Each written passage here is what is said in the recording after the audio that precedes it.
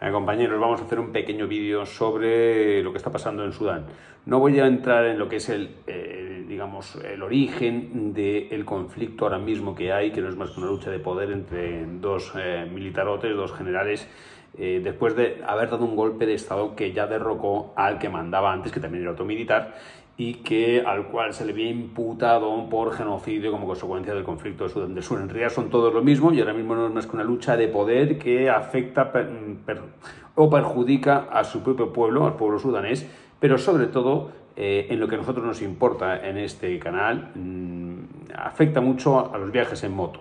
Afecta mucho a los viajes en moto por África y también lo que sería la vuelta al mundo si tienes que pasar por África. La verdad es que desde que yo escribí este libro, La Vuelta al Mundo en Moto, desde que yo hice el viaje de la Vuelta al Mundo en Moto, que fue en el año 2011-2012, pues el mundo ha cambiado enormemente y no para bien. O sea, digamos que el mundo mejora en cuanto a niveles de acceso de la población mundial a elementos básicos como el agua, el saneamiento, tenemos mejores medios, en fin, digamos el progreso tecnológico va hacia adelante, pero en cuanto a lo que es la posibilidad de viajar por el mundo se ha complicado enormemente desde el año 2010 en adelante como consecuencia de primero lo que se llamó las primaveras árabes, y después la guerra de Siria, y ahora la guerra de Ucrania, y ahora este conflicto en Sudán. Entonces, yo os recomiendo que leáis este libro, es muy bueno, fijaos en todas las páginas que tengo dedicadas a Sudán, es una visión de Sudán a pie de carretera, a pie de pista, o sea, completamente desprovista de prejuicios, sin participar de ninguna ideología concreta, ¿no?, sobre una versión que tenga que darte sobre lo que me parece Sudán, sino yo te cuento lo que yo vi de Sudán y creo que va a ser el texto más ilustrativo, porque te explico la historia del país, y el texto más gráfico sobre cómo era la gente y cómo es la sociedad de ese país, ¿no?, que es muy desconocido. Pero lo que es cierto es que como consecuencia de estos conflictos, pues viajes que yo he podido hacer tranquilamente, como por ejemplo la vuelta completa al Mediterráneo, que lo hice en el año 2009, cuando fui a Irak, ¿no?, que este vídeo también está publicado en nomadatube.es, por ejemplo, el documental de la vuelta al mundo en moto lo puedes ver en Amazon Prime, casi todo el mundo tiene Amazon Prime, buscas Moto Nómada, la cuarta temporada es esta vuelta al mundo en moto en 8 episodios de media hora, pero también lo tienes en nomadatube.es. Hombre, yo prefiero que lo veas en nomadatube.es a que lo veas en Amazon Prime, pero si tienes Amazon Prime lo puedes ver ahí, pero en nomadatube.es está todo, y de parte no hacer rico a Jeff Bezos, sino que retribuyes un poco mi esfuerzo con una cantidad muy modesta y muy módica, que especialmente para aquellos que me seguisteis en el Confinablog, pues y que yo os acompañé todas las noches con aquellas charlas, pues a veces echo de menos que personas que en su momento me escribieron para darme las gracias, pues luego no se hayan suscrito, pero bueno, hay otras que sí que se han suscrito, en fin, pero yo recomiendo ver los documentales para que conozcáis cómo es Sudán y leer el libro de La Vuelta al Mundo, porque le dedico, pues aquí hay más de 30 páginas dedicadas a ese país. Me parecen unas páginas que ahora las he estado releyendo muy ilustrativas sobre cómo es ese país, que en absoluto es en la sociedad, ¿no? La sociedad que yo me encontré es en absoluto un nido de islamistas hostiles a los occidentales. Era un poco lo que yo esperaba encontrar después de que lo hubieran calificado a ese país como miembro del eje del mal y Clinton lo hubiera bombardeado en alguna ocasión. Entonces, ¿qué ocurre? Que al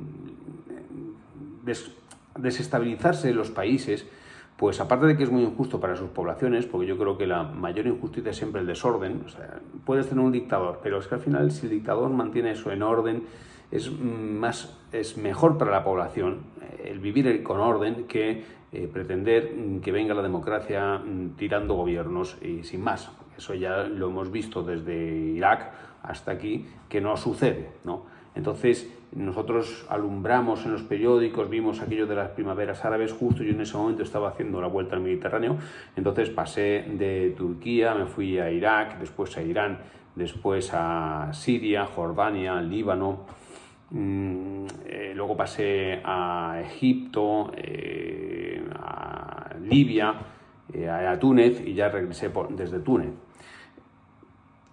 Aquel fue un viaje maravilloso, conocí unas gentes estupendas, me sentí muy bien tratado y sin embargo, según iba pasando por los países, iban desestabilizando, y en Occidente la prensa, pues, no sé, recibía aquellos desórdenes con alborozo, calificándolos como primavera árabe, ¿no? La primavera árabe. Yo sabía que aquello no podía traer nada bueno. Ya lo habíamos visto en Irak pocos años antes, y que cuando un país que tiene una dictadura, un régimen autocrático, que son todos allí, salvo el único régimen que no es autocrático en todo el Oriente Medio es el de Israel, pues entonces, si tú coges un gobierno de esos y lo desestabilizas, lo tiras, derrocas al dictador como consecuencia de un levantamiento popular, inmediatamente no se establece la democracia. No, la democracia no nace como un champiñón, ¿no? La democracia requiere instituciones fuertes, requiere instituciones sólidas, requiere una educación del pueblo dispuesta a aceptarla, dispuesta a apoyarla. Allí no están acostumbrados a eso, están acostumbrados pues a que haya alguien muy duro que mande y que mantenga eso controlado, y al que más que respetar, temer, ¿no? Entonces, bueno, pues al final el tío que levanta la verja de su tiendecita para vender lo que necesita es que haya tranquilidad en su barrio y que no le asalten ni el comercio, ni le caigan bombas, y que pueda llevar a sus hijos al colegio y que los niños puedan volver a casa y que puedan alimentar a su familia. Eso es básicamente lo que quiere la gente. Una vez que tú tienes todo eso cubierto, entonces tú puedes hablar de democracia, puedes hablar de libertad, puedes hablar de muchas cosas, pero si no tienes que comer, pues que la democracia y la libertad no son más que palabras, ¿no? Uno de los momentos más gráficos que yo viví en Irán, cuando crucé aquel país, pues enseguida me recibieron unos jóvenes estudiantes de ingeniería. Hay muy buenas universidades en Irán, hay mucha gente que estudia ingeniería y muy buenos profesionales, hay muy buena formación. Bueno, y estos chicos hablaban inglés, y en cuanto me vieron con la moto, pues dijeron, mira, alguien de fuera, ¿no? People from outside, you are from outside. Porque para ellos, que tienen en un país tan cerrado, pues alguien de fuera es alguien interesante, porque permite conocer cómo es un poco el mundo que ellos no pueden ver, ¿no? Entonces, recuerdo que fui con ellos a cenar, iba en el coche y me metí, en el coche se metió en un atasco, y había unas niñas mendigando. Unas niñas de 9, 10, 11 años, ¿no? Y mendigando. Y a mí me sorprendió mucho que en un país tan rico en petróleo hubiera niñas mendigando. Y entonces yo le pregunté a mis anfitriones si aquello lo permitía la revolución, ¿no? Lo de unas niñas tan pequeñas mendigando entre los coches, y ellos me contestaron algo que se me quedó grabado y que siempre repito porque me parece una frase muy gráfica sobre la realidad del mundo. Me dijeron, la revolución no es más que una palabra, ¿no? Revolución es una palabra y luego la realidad es otra cosa. Entonces, bueno, pues yo empecé a ver la revolución islámica, porque hombre, si tú vas a Irán y dices, bueno, no hay libertad, pero sin embargo provee de todos los medios de subsistencia a su población, pues a lo mejor, bueno, pues no sé, sea la revolución islámica, revolución bolivariana, la que tú quieras, ¿no? Y dices, sí, hombre, si consigue que la gente viva bien, o viva razonablemente bien, o vivan todos de forma igualitaria, pues vale, puede estar justificado, ¿no? A pesar de que ideológicamente no nos guste, pero sin embargo, si tú ves las mismas desigualdades, que hay unos tíos que viven de puta madre, que son los que están con el régimen, y otros que tienen que mendigar, las niñas tienen que mendigar, pues entonces empiezas a desconfiar sobre las grandes palabras como revolución, justicia social, todas estas cosas, ¿no?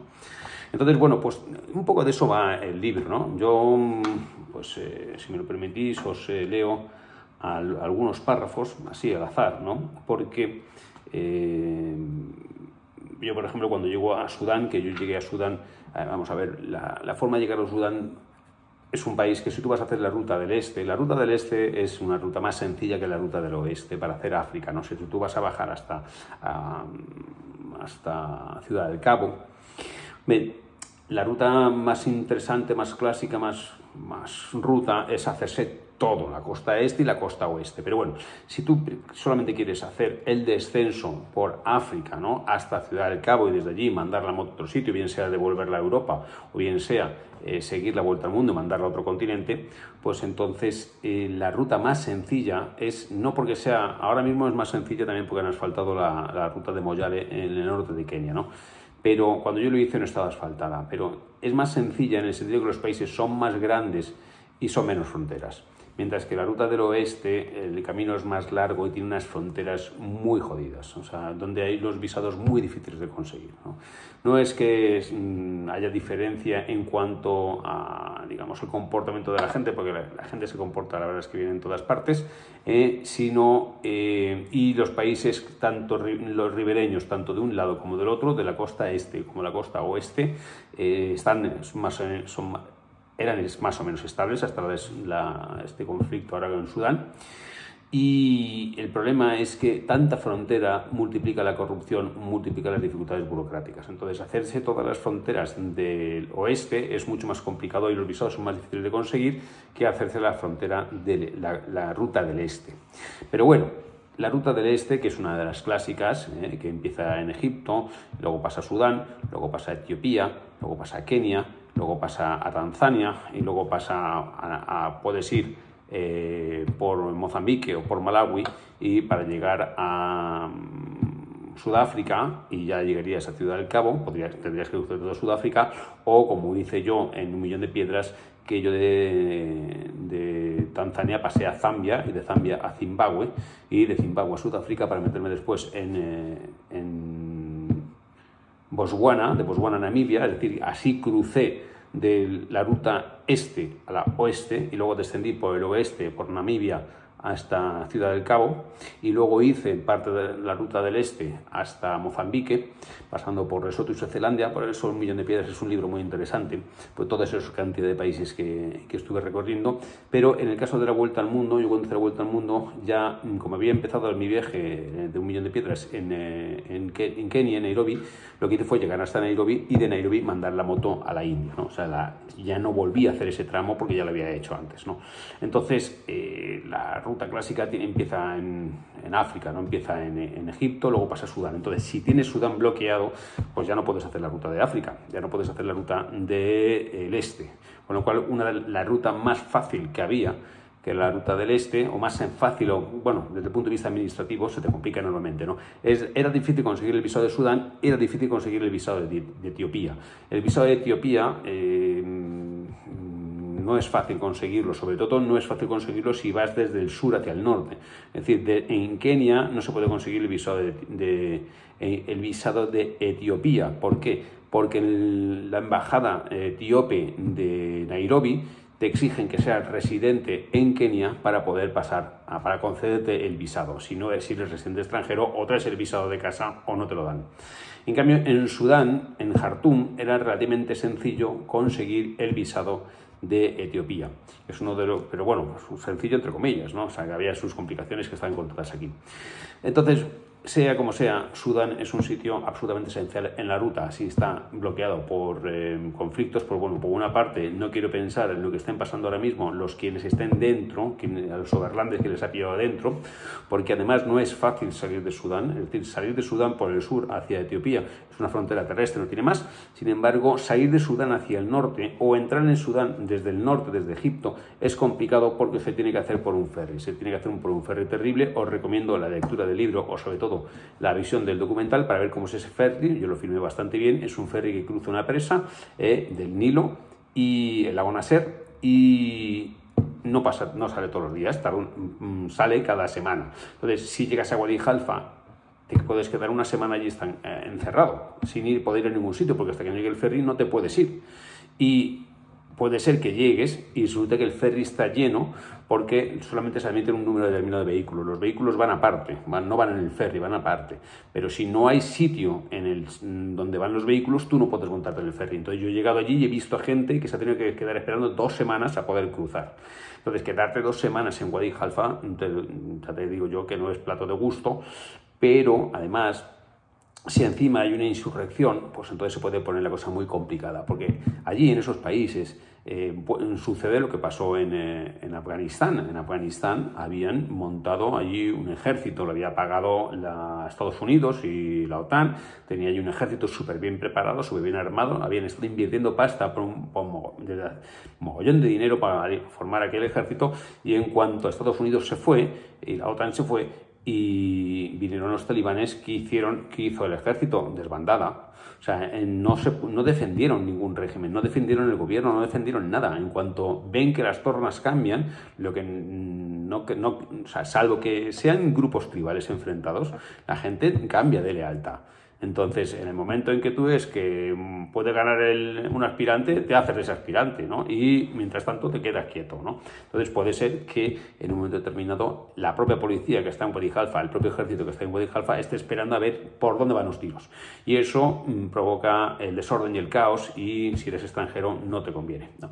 Bueno, entonces yo, sin embargo, de la experiencia que viví en Sudán, pues solamente puedo tener buenas palabras respecto a la sociedad. A mí me parecieron muchísimo más majos que los egipcios, me parecieron una gente súper honrada, súper hospitalaria, y yo allí lo pasé muy bien. El único problema que le encontré es que allí rige la ley seca, no hay cerveza. Entonces, en todo el viaje por Sudán no pude beber una cerveza, y eso, hombre, pues al final lo echas de menos cuando estás recorriendo aquellos paisajes, el desierto, las palmeras, el Nilo, y cuando llegas a la tienda de campaña o llegas a un hotel no te puedes tomar una cerveza. No, hombre, eso es un poco incómodo, pero bueno.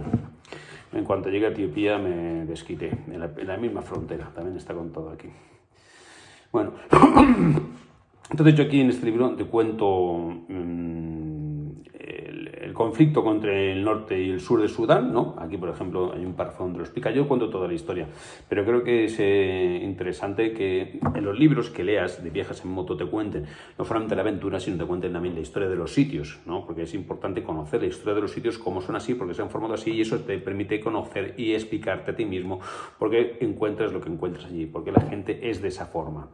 Bueno, entonces aquí te cuento. El conflicto entre el norte y el sur de Sudán comenzó en 1955, un año antes de la independencia como país unificado, que fue concedida por británicos y egipcios, condóminos de la colonia y autores de artificial unión. Es decir, Sudán formaba parte de una colonia tanto británica como egipcia.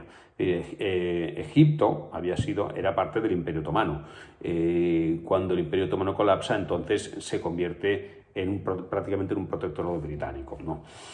Entonces fueron ellos quienes cometieron el terrible error de coser administrativamente Sudán del Norte, poblado por árabes musulmanes, y Sudán del Sur, de población cristiana y animista. La primera guerra civil sudanesa duró hasta 1972, pero rebrotó por segunda vez en 1983, cuando el presidente Jafar al-Numeiri proclamó la República Islámica y la aplicación de la Sharia en todo el país, el sur cristiano incluido.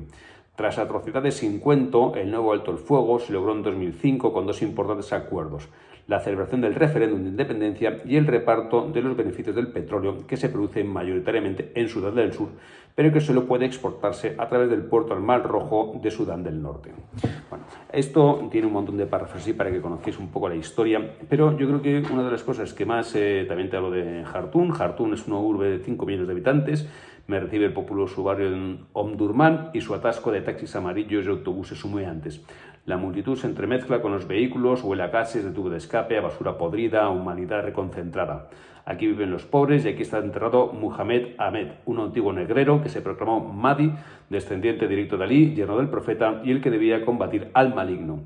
En 1881 tuvo lugar la revolución mahdista contra el protectorado británico. El grito de guerra de estas sordas era tanto religioso como político, pues amenazaba con el exterminio a los infieles europeos si no abandonaban África. El gobierno egipcio cometió el error de subestimar la revuelta y envió un ejército que fue aniquilado. Nadie esperaba semejante derrota, que amenazaba no solo el Sudán, sino también el mismo Egipto. El 18 de febrero de 1888, el general Gordon, puesto por los británicos al servicio de los egipcios, entraba en Sudán para dirigirse a Jartum. Gordon consiguió reunir un ejército para defender la capital mientras esperaba el auxilio desde Europa. Organizó la defensa, hizo salir a la población civil, almacenó víveres, todo en vano, porque no le dio tiempo a combatir. Mientras un ejército británico al mando de Wolseley se aproximaba a Jartum como refuerzo enviado desde la metrópoli, Gordon fue traicionado por un oficial egipcio, quien vendió la ciudad al Mahdi, abriéndoles las puertas para que tomaran los puntos estratégicos. En cuanto el general inglés puso pie en la calle, le dispararon y cayó muerto. Bueno, pues es que son 640 páginas de libro. Es que a mí me parece que... y cuenta muchísimas cosas, todo. O sea... Pero bueno, por ejemplo, yo, para que veáis cómo allí me sentí súper bien cuando voy a a salir del país, ya abandono Jartum, pues entonces acampo en medio del desierto, vamos, bueno, ya al sur de Jartum, ¿no? En la sabana, ¿no? Y entonces aquí, por ejemplo, cuento una cosa que me pasó, que creo que es muy interesante porque revela cómo son los viajes en moto, ¿no? Cómo es la vida del viajero. Entonces entro en la tienda, extiendo el saco, me tumbo, pero antes de quedarme dormido oigo unos ruidos terribles, como un rugido sordo que ocupará todo el espectro sonoro a mi alrededor. Abro la cremallera y asomo la cabeza. Escudriño la oscuridad hacia donde procede el estrepitoso rumor. Las estrellas son la única luz de la noche. Veo unas sombras que vienen hacia mí. Me quedo quieto hasta que están tan cerca que puedo reconocer sus siluetas. Son dromedarios, cientos de dromedarios de una sola joroba. Regresan a sus corrales después de haber pasado el día en la sabana. Los camelleros los guían y ellos gritan como si expresaran una profunda queja por su suerte. El cortejo pasa lento delante de mí, sortea la tienda de campaña como una corriente de agua que esquivase alguna piedra en su curso. Estoy en medio del fluir del rebaño. Me siento estupefacto y admirado. Es un momento asombroso, uno de esos instantes mágicos que compensa cualquier incomodidad que pueda suponer un viaje por África. Estoy viviendo esto porque he venido a Sudán en moto. La noche me ha sorprendido en cualquier punto de la sabana y aquí he plantado mi tienda por pura casualidad, justo por donde los camellos regresan a su hogar. Estas cosas son las que he venido a vivir en este viaje de vuelta al planeta.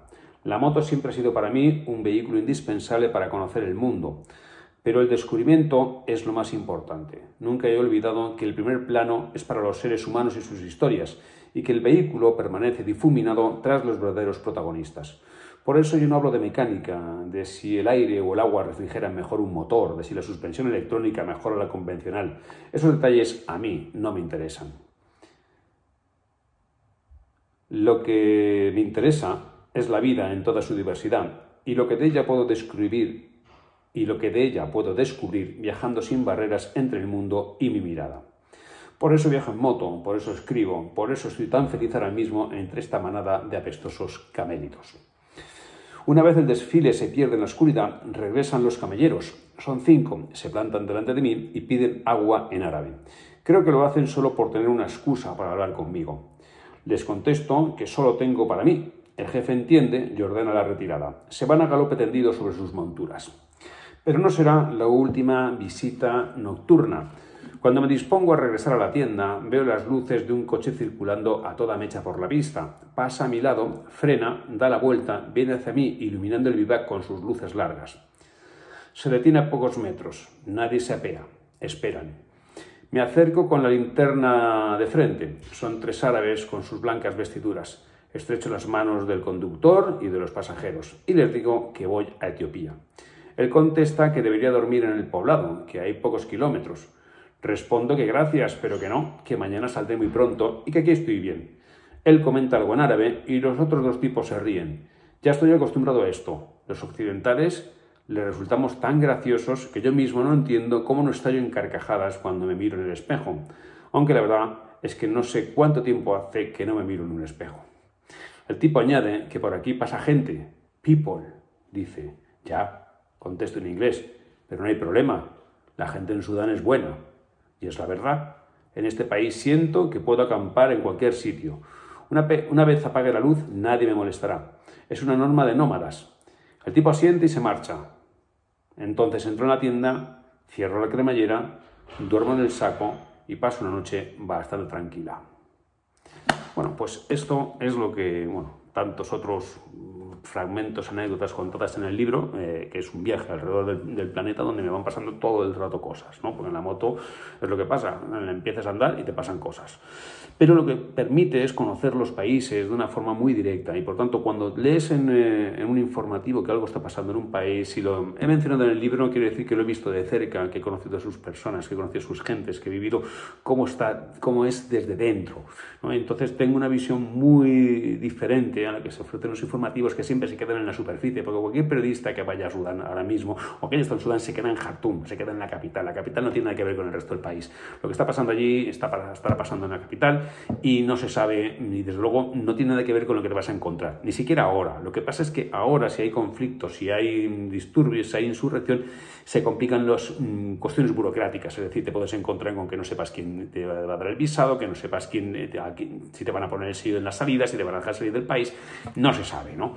Porque no deja de ser un estado policial que tiene una estructura administrativa pues muy cerrada, muy hermética, y hay policías y controles por todas partes, entonces no sabes qué te vas a encontrar.